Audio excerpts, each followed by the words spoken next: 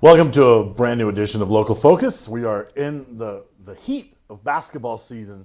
The calendar turning just around the corner. That's when games start to get real serious. District play is right around the corner. And one of the teams picked from the very beginning of the season to have another good year, of course, is the Matadors. You've seen a lot of the Matadors on our ProView Networks coverage. Go to ProViewNetworks.com to look at this week's broadcast schedule. We got a Matador in the chair this week. George Smith, welcome to the program. Yes, sir. Before we get started, we got to talk about this fit a little bit. Man, Coach Brown taking care of the boy. Like, is that your handle on your? Yes, sir. Man, Instagram handle. I got to get a jacket like that. Like, I got to have my Twitter handle on all my stuff, man. They take care of you at Sandia, huh? Coach Brown loves to take care of us. Man, that's. We you know what we need is we need to get a Local Focus with Sebastian Noel NIL thing going, where we sponsor a couple of dudes, right? I'm gonna talk to the higher ups here at ProView Networks. No, probably won't happen. We don't have any money. Anyway, so like we're already into the midst of the season here, but I want to hit rewind a little bit. Like you were the high profile transfer into the city, right, at the beginning of the season. Yes, so talk about that, moving from Vegas to the city and that whole transfer process. Talk about that a little bit. Yeah, I feel like it was a big transition, coming from a smaller school and then going to a bigger school. Like I had expectations. People didn't really know how I was going to plan out playing at the bigger level, but I feel like I fit in really well. And you went into that transfer, you came to for those that don't know, you came to Sandia with some hardware already in the suitcase, right? Yes, so like there was some major successes already at Robertson. So for those that don't know, kind of go through that. Your athletic successes there at Robertson. You already have some medals around the neck. Talk about that. Yeah, well, it started in 8th grade for track. I got we won a 4x1. We took first in the 4x1, and then I did hurdles, and then for football, we made it to the semifinals. We came short to a field goal, and then obviously for basketball, we won. So it's not like people were Googling George Smith when they heard he was coming to town, right? People already knew kind of, but still huge expectations, right? When you it kind of. It goes with being a high-profile transfer, too, and then you transfer to a high-profile program that has had success, like Sandia. There was a lot of buzz around you coming, right? Yes, sir. Talk about that. Like, what were you hearing? What are some of the things you were hearing back in when that transfer was happening? Well, I was hearing that I wasn't going to be able to play at the highest level. I was obviously a lot of haters, so I just had to deal with that, and I had to push through that. I made sure I kept working. I stayed in the gym, stayed on the field, and just made sure I put in work so I can perform. So are you one of those chip on the shoulder guys? Like yes, you hear that noise and you bottle it up. It seems yes, like sir. that drives you. Are you one of those? Sir. Yes, sir, for sure. and so does Coach motivate you that way too? Like, what does he like to throw at you? He lets the whole team know that we're a team that people want to hunt. So they're going to be coming after us, and they look to hunt us, like, because Sandia is a good program. So Right. every night, every team's going to give us their best game, so we have to make sure we're prepared for that. And what about okay, we'll rewind a little bit to football, right? Because the football season just ended, and I'm sure you heard a lot of it there too. Like I'm sure you heard a little bit of that on the field too. Yes, sir. You hear some opponents like, "Oh, you're welcome to the city," that kind of crap. Oh, yeah, for sure, especially. So, what are some of the highlights of the football season?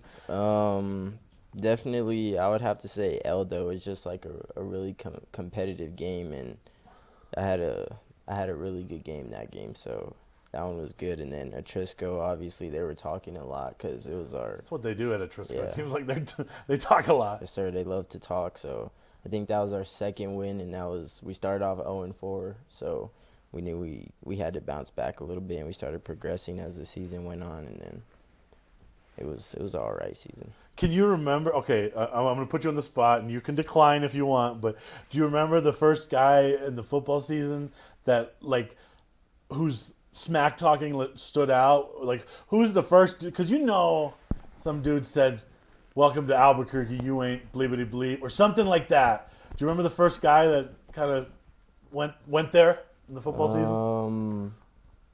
It was a. Or you can say team if you want to just say the team. Albuquerque High. Okay, all right. So you definitely are using that to fuel your run here at Sandia. Sure. Okay, that's cool, man. What was the adjustment on the football field? Obviously, it was a struggle this year, right? Yeah. Team, new coach, a lot of new faces. What did you notice? Some of the big differences coming from Robertson and moving to Sandia and playing in District 2? Well, I felt like it was a big physicality difference, like coming from the smaller school to the big school. I would say physicality was the biggest difference, but other than that, I felt like it wasn't really. It wasn't. I mean, really we a had you 1 week difference. on the My 50 Game of the Week Yeah. and Player of the Game. Yeah. Go figure, right? He was the Sure. Raising Cane's Player of the Game. You balled out that game. So, I'm sure a lot of guys talking about you transferring, but you were probably like, "No, let me show you. Let me Sure. show you what you've been missing," right? For sure. So, but then you turn the page to basketball, where Sandia football expectations there were none, right? Like no outside expectations. Basketball, that program is established. They got dudes. The expectations are high. I would say it's much different joining that basketball team than it was the football team, right? Talk about that. Sure. Well, Coach Brown, they were all very welcoming. I'll say that. It was from the first day I got here. They welcomed me, and they treated me like a brother, and I felt like that was really special to me, and it helped me build confidence to be able to play with new players and a new coach, and they trusted me to handle the ball. They trusted me to bring the ball up the court, run plays, especially with our point guard Gad Harris out. So he put a lot of trust in me, and so did my team, and I felt like that made me really comfortable. And I think Coach Brown places a lot of importance on just his dudes getting along, chemistry. It's a family, right? Like Sure. It's a basketball family. He's always. I remember when Mal came over last year. I remember talking to him in the stairwell, like, "Hey, you're joining a family here. It's going to be a different experience, right?" And I know he's big on that. So just talk about that a little bit. Well, it's a brotherhood for sure. It's a family like no other, and we're really close. Like everything we do is together. We go out to eat together. We hang out on our own time, and it's a lot bigger than basketball for sure. All right. We'll come up on our first break here. We'll get back we'll talk some more Sandia hoops with George after the commercial. We would like to thank the following sponsors for making this broadcast possible. Don't sacrifice quality and flavor when you're in a hurry. Golden Pride offers ribs, fried chicken, red and green chili breakfast burritos, and Frontier sweet rolls. 4 great locations, or visit us online at goldenprideabq.com. Golden Pride Barbecue Chicken and Ribs are proud supporters of ProView Sports. Burrito Express is proud to announce that we are the official burrito spot of ProView Networks. Since 1982, with 6 locations serving Albuquerque, Rio Rancho, and Roswell, the question is, red or green? Let's go to the burrito.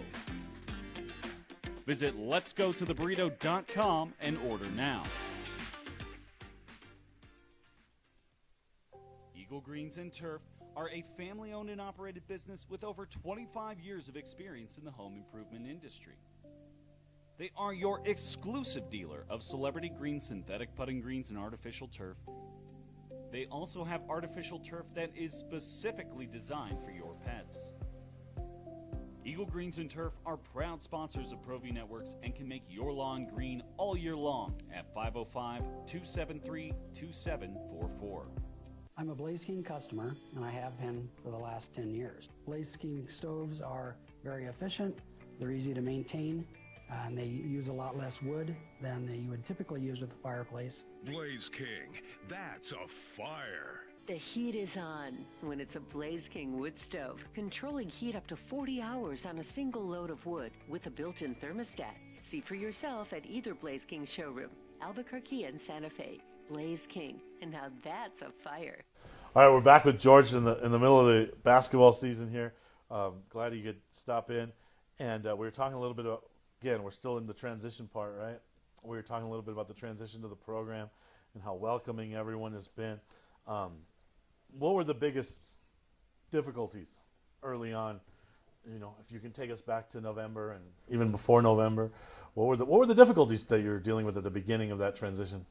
I would say probably getting in shape, like for Coach Brown's workouts and all that stuff. I felt like when I first got there, it was pretty hard because he pushes a pace to a different level. He has us running at a different level than everybody else. So I felt like probably the conditioning part was that. And you know, it's funny.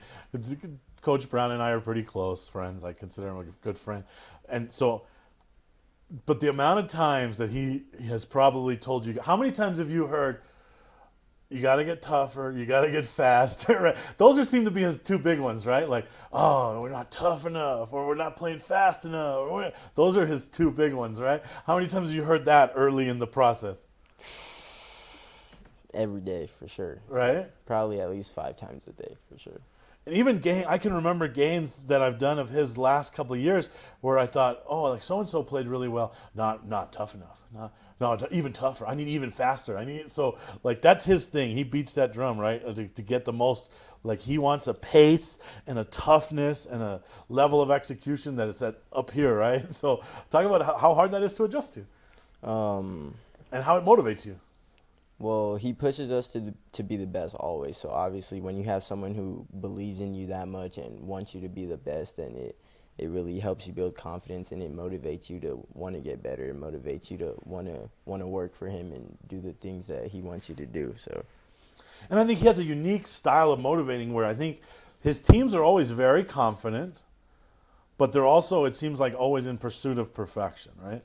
I think that's something Danny does really well is he doesn't beat you down to the point where you feel bad about yourself, because he builds you up and everyone's super confident.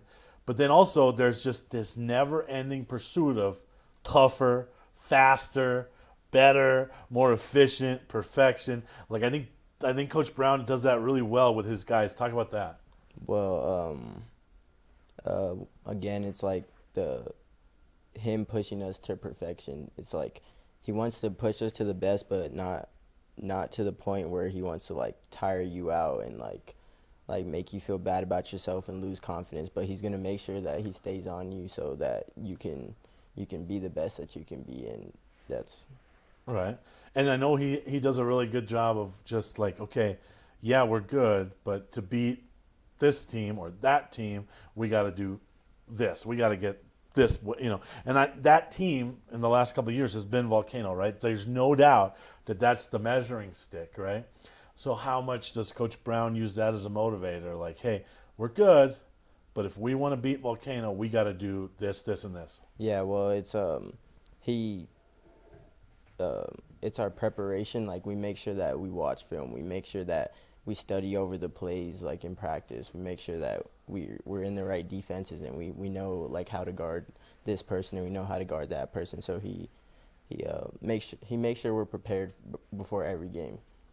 I want to talk a little bit about some rivalry stuff, but first I want to step away from basketball a little bit. So I don't know if you've seen the show, but we do a top 5 list. Top 5 things that me and the audience does not know about our guests. So top 5 things we don't know about George Smith. Number 5. I can fish. Okay, you're a fisherman. Sir. All right. When did you pick that up? When I was a kid. Okay. And so, like, what are some of your spots? Murphy Lake in Mora, New Mexico. Okay. Story Lake in Las Vegas. There's some nice spots up north, right? Yeah, for sure. Like, that's one thing, like, here, Tingley Beach is down the street from our studio. It's not the same, right? There's some spots up north that you can just relax and fish. Spots, All right. Is that something that you've done with friends or with family or just both? Or talk about that. How often did you get to do that when you were up there? All the time. We would probably go every weekend that we could in the summer. So even on the weekdays, me and my friends we live right next to the lake, so we would just go and fish. So let me ask you this as a question, a follow-up. You're on a team of city slickers right now, right? Like, that are Albuquerque guys. Like, is that something that you've introduced to your teammates yet? Like, as a team bonding thing? Because, like, I can guarantee you there's probably a large percentage of that team that has never gone fishing. Yeah, well, I actually put most of my team on the country music, so. My man. All right. Getting the city guys right. Yes, sir. Who are some of your country go-to guys? I would say probably Morgan Wallen, John Party, Luke Combs. Probably. We got to get you on some old school stuff. We got to get you on some George Strait. Oh, George Strait some too. real country. I listen to George Strait. That's pop. What you're talking about is country pop. I listen to George Strait. Okay, too. all right. How many of those guys have been fishing? Talk to them about it. I think Gad's been fishing a couple times and Zay, but I'm not. Because I consider myself a city guy, and the first time one of my friends took me fishing, it was an experience. But as a city guy, it ended up. I'll tell you during the break, but there was a capsation, there was some empty cans in the lake. It was not a good experience, but it was for a city guy, I enjoyed it, right? So that's possible team bonding there for the Matadors. Get them all out on the lake, huh? Take them up to your neck of the woods, show them what's up. Good. All yeah, right, I like that. That'd be fun. Number 4, things we don't know about George. Number 4. I'm really good at video games, especially at 2K. Okay, so you're best on the team? For sure. For sure? Everyone says that. Like, who do you play on the team? Who's the most competitive? Probably Gad and Junior. They're pretty good at 2K, but not as good as you. They're not better than me. Okay. Nah. Do you guys play for money or just bragging rights? Nah, just bragging rights. See, I guess you're not. Yeah. See, when you get older, you'll play for money. Yeah. Anyway, now you're good at 2K. Now, do you who do you play as? Usually, probably the Rockets, because my favorite player is Kevin Durant. So. Okay.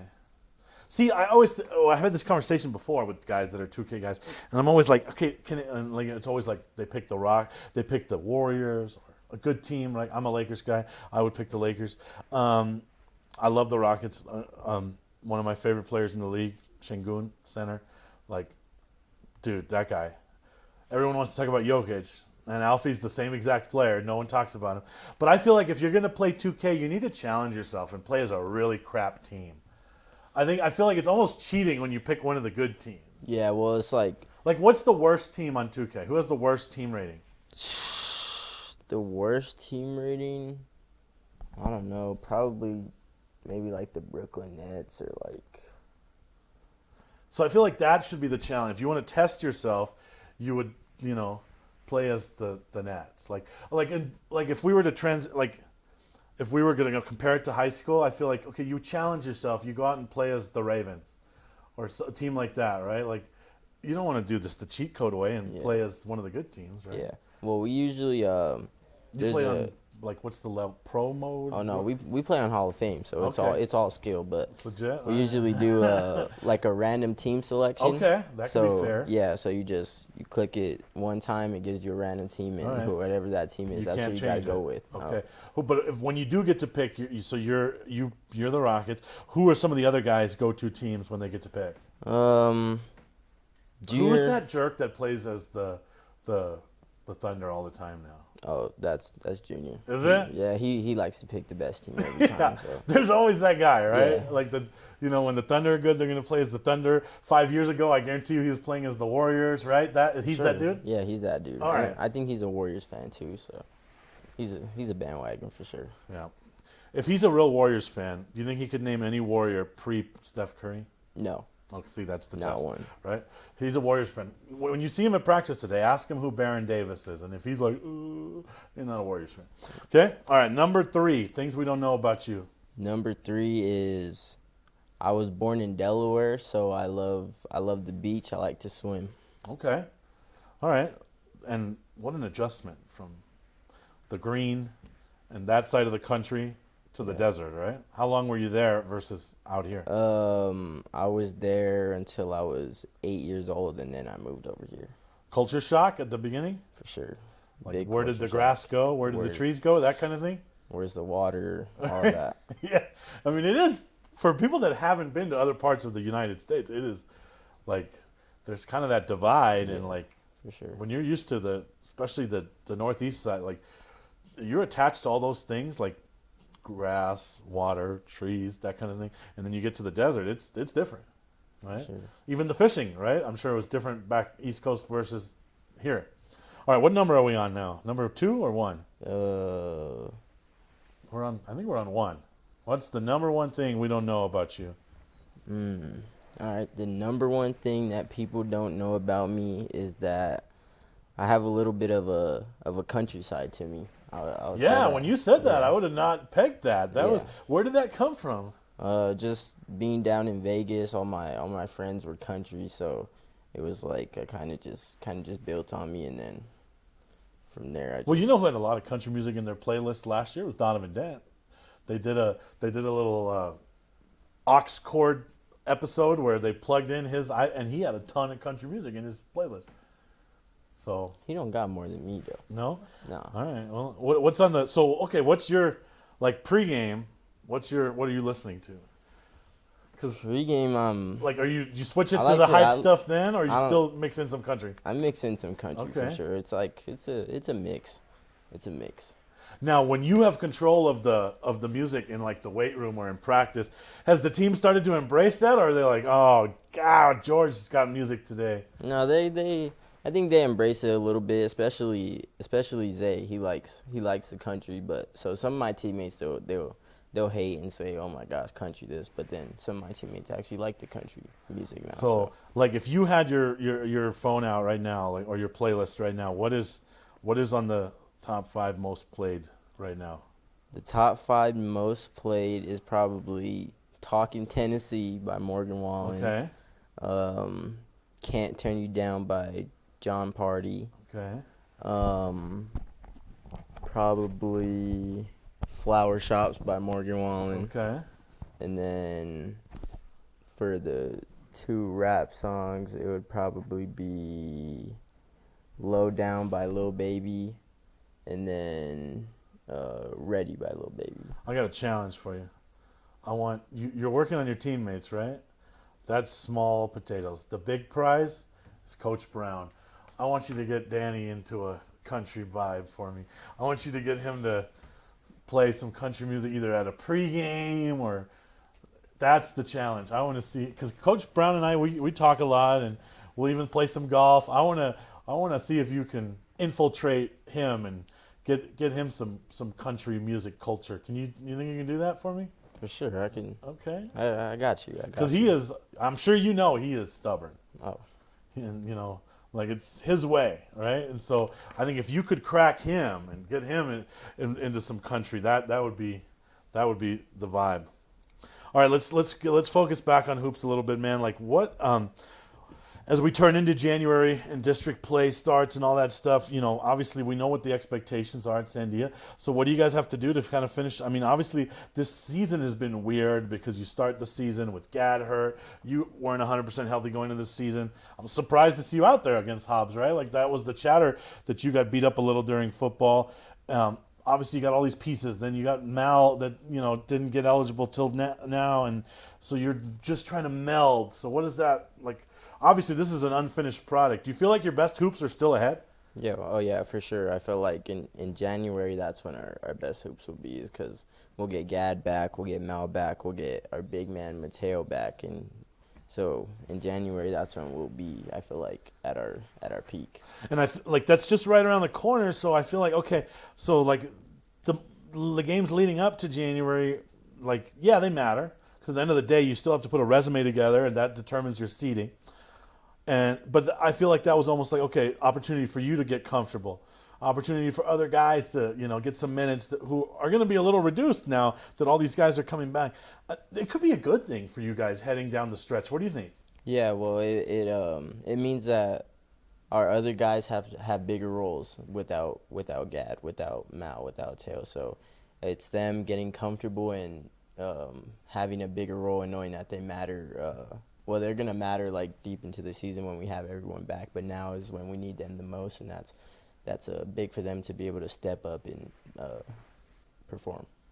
What has been the hardest adjustment, man? I mean, I know at Robertson, like, you're the guy on the marquee. You're the guy everyone's coming to see, right? And now you're playing on a team that has dudes already. Like you said, is a family. They welcome you.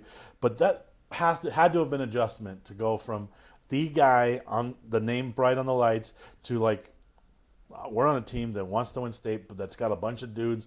And what was the early adjustment? Talk about that whole thing from beginning to now. Yeah, well, I would say the early adjustment was probably not having the ball like all the time, like all game that was the biggest adjustment. But at the end of the day, I'm here to win, and I'm here to do what it takes to win. So if that means that I need 10 assists a game, then that's what I'll do. So you talked about the ball moving, right? It's funny because when Coach Brown and I, we were down in Portales watching a basketball game together, and we're talking about music, right? So we're sitting there, Coach Brown and I, and then I think Gad and Zay and the boys were a couple of rows behind, right?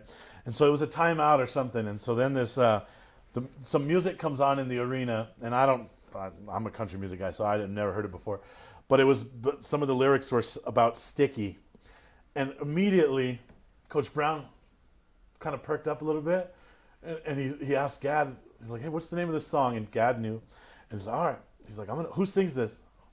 Gad knew.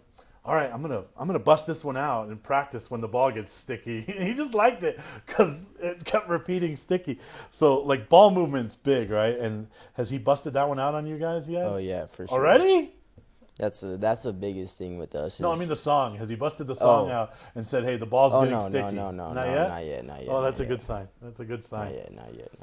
What about the pressures of, like, hey, George is coming to transfer, and he's going to help us win a state championship at Sandia. Like, that's a real thing. Like, the expectations are high.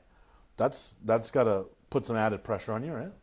Yeah, for sure. But ever since I was a kid, I've been through a lot of pressure. I've been put in the big moments, playing as an 8th grader. Last year even as a freshman, right. Like I had a lot of pressure. I had to be big in big moments. So I feel like I'm kind of used to it by now. Yeah, I mean, and the athletic success that you've had is like, like it's, I mean, the proof are up on the wall, I'm sure, at the house, right? All the medals, right? It's been in multiple sports. So with that in mind, what are you looking at for next level? Like, are you looking at college football? Are you looking at college basketball? Are you looking at college track? Whoever gives the best scholar? What are you doing? I mean, we had a unique thing in the city here where Tanner Montano stopped playing football to focus on college track, right? Yeah. Well, I mean, you're... Man, with so many athletic gifts, I'm sure you have some options. Yes, so what are you looking at? What's in your mind for all that? Right now, I would say, I have my one Division I offer for football right now, so I feel like football is probably what I'm looking at for college. But you never know. Maybe it's track. Maybe. Yeah, I mean, what's gonna when those track offers come, and then the basketball offers start coming, right? Like, I guess it's a good problem to have, right? But yeah. I mean, I have a feeling that could start happening. Yeah, it could, but I would say right now I'm a football player. All right. And if Coach Brown been in your ear about, hey, you don't get hurt during football, don't get hurt during. Right? I heard you. I bet you heard a lot of that during football, right? For sure. Right. Well, man, it's really nice to meet you. Really nice to see what you've been doing on the court this year. Continued success the rest of the way, and good luck to the Matadors. Yes, Thanks sir. for coming in. Thank you, sir. Thank you guys for watching, and good night.